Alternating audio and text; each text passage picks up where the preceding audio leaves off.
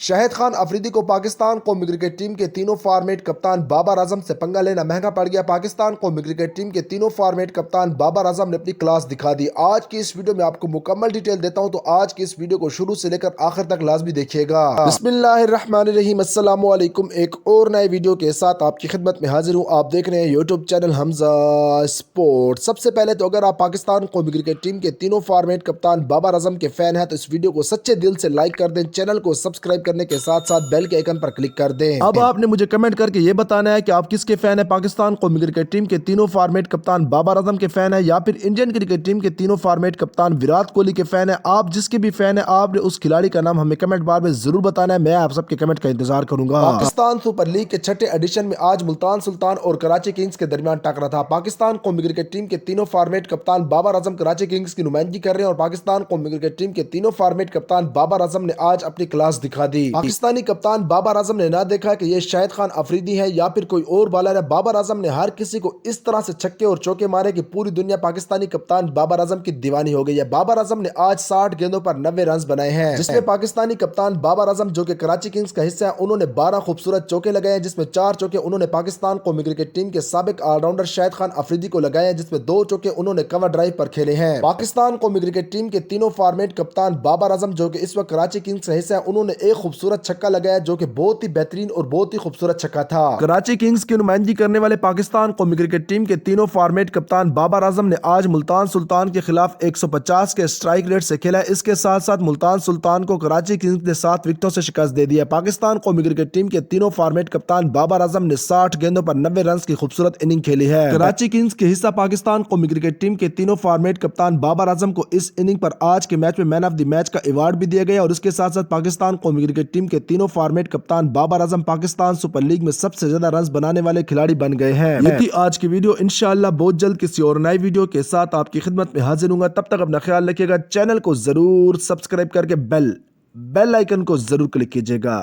اللہ حافظ۔